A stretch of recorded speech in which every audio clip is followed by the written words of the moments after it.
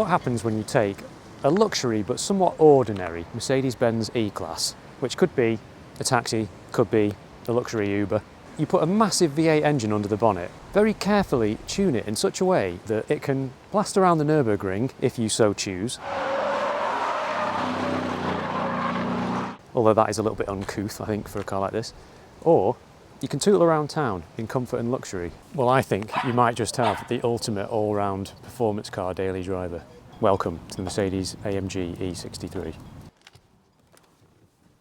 Ugh, horrible out there. It's just started raining. Managed to get all that bit outside the car in time. Fortunately, with this being at heart a Mercedes, it's really nice in here. There's no sort of whiff of horrible sportiness, like big bucket seats or red stitching everywhere. And this is very much an E-Class, and not only that, but a very well-spec'd E-Class. I've got the heated seats set just so I'm now warming up a little bit. I can put the pulsing massage system on, which is absolutely lovely. And of course you've got this very opulent interior with a little analog clock in the middle, made by IWC, because that is very luxurious.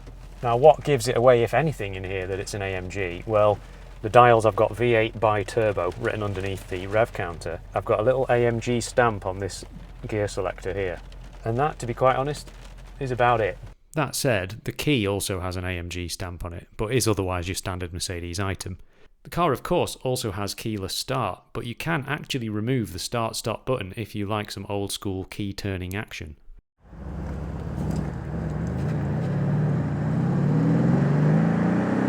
So hear me out on this, because exclaiming that an AMG Mercedes is a great daily driver is an interesting one, isn't it? But the reason that I think it is because in every perceivable way, when you're driving this car normally, it behaves exactly like a Mercedes E-Class. In its comfort setting, so you've got the gearbox in comfort mode and you've got the suspension in comfort mode, it's an E-Class. It rides like one, it changes gear like one. It's very smooth.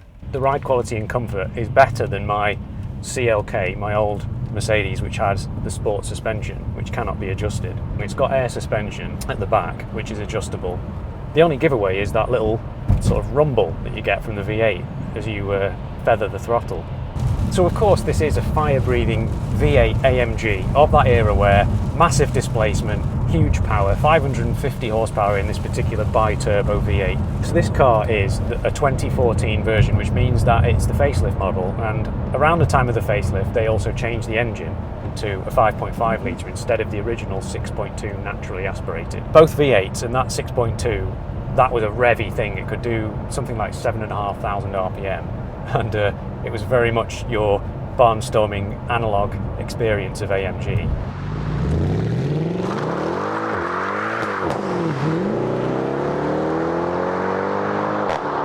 As everything downsized and got turbocharged, so did this car, but it's still 5.5 litre and actually has more power, 550 horsepower versus about 520.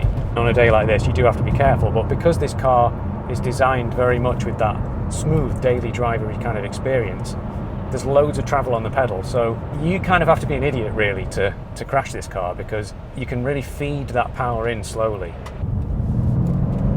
Oh, the power. Okay, there's the rear tyres going. Oh, yes, it's just brutal. It's brutal. I mean, I can't fully explore the power here because it's been a wet day. It's just not conducive conditions to driving a car like this, but my goodness, there's going to be a difference between the two engine choices in this car. The twin turbo is like, well, you know when everyone talks about a diesel engine having usable performance. Now, I'm not comparing this car to a diesel car. It's not. It's phenomenal, but it's that usable torque, isn't it? It's that performance that's just there all the time. Whatever the revs are doing, you don't have to wring the 5.5 out. I mean, it actually only does just over 6,000 RPM. It's not a revvy engine anyway. Oh God. Yeah. Traction control cutting in a straight line in 4th or 5th gear or whatever that was.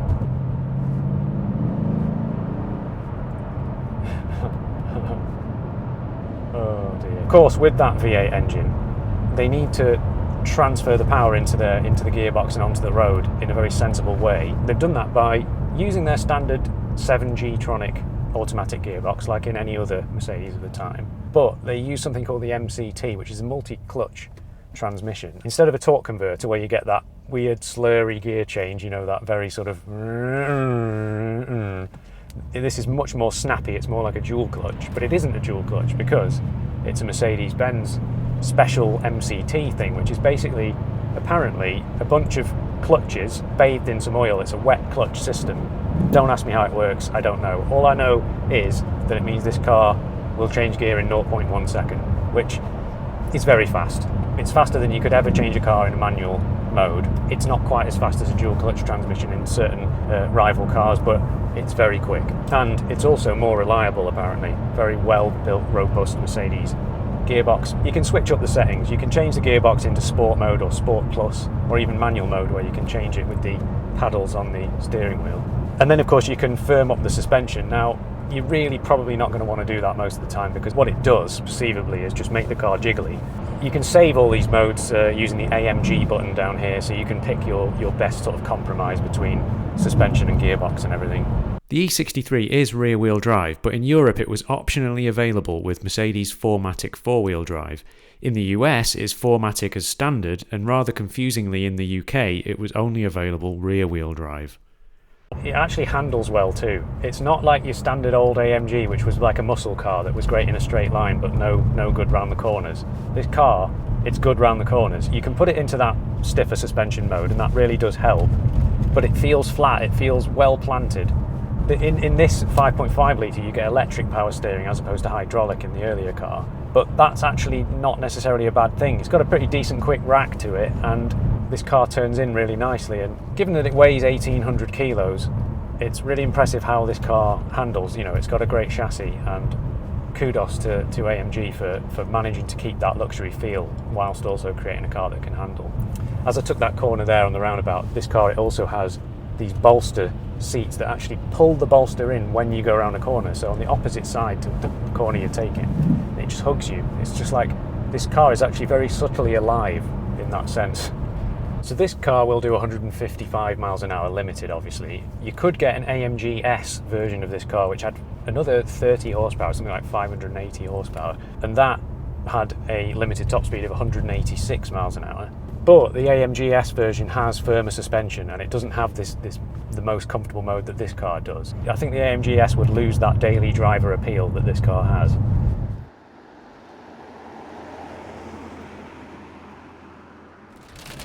Oh lovely, now I'm in a hailstorm. If only I didn't book these things in weeks in advance, and I could actually pick a day when it was sunny. With this being an airport transfer car at heart, it is of course very practical. You've got a massive boot at the back. You've got plenty of space in the glove box, and you can fit in the cup holders the fat bottom bottle no problem.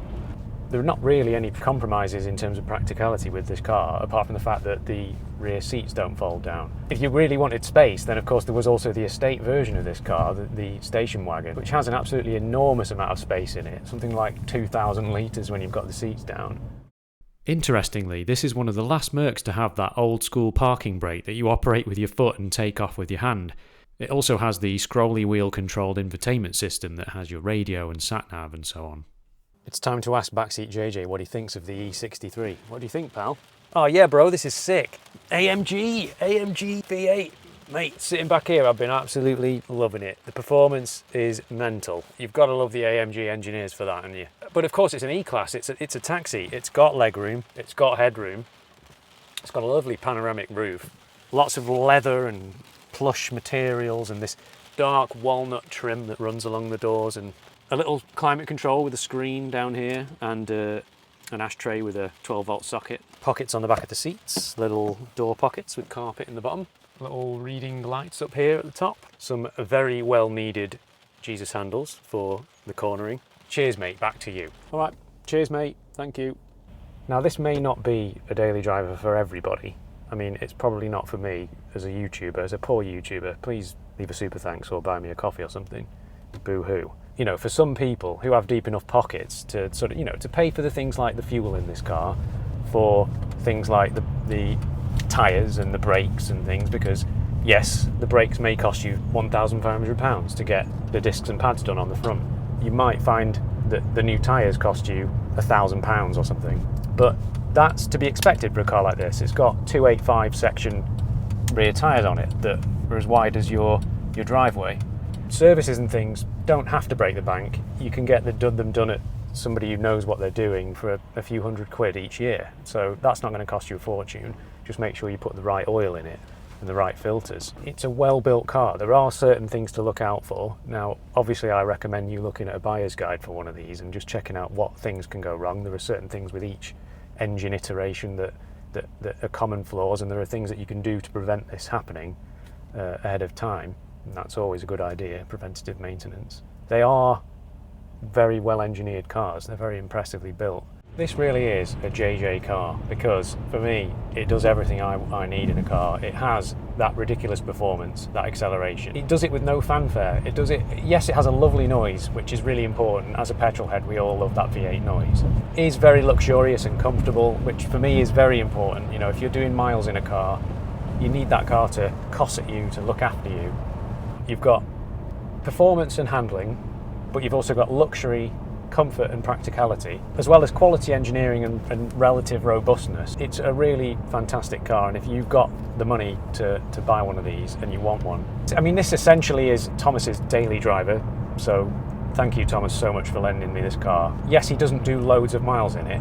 You've also got Sam at SPR Autos. He also runs an E63 as a daily car. Now, it helps that he is the specialist and he can just sort it out himself. Thank you again to Thomas for lending me this car, hugely appreciated.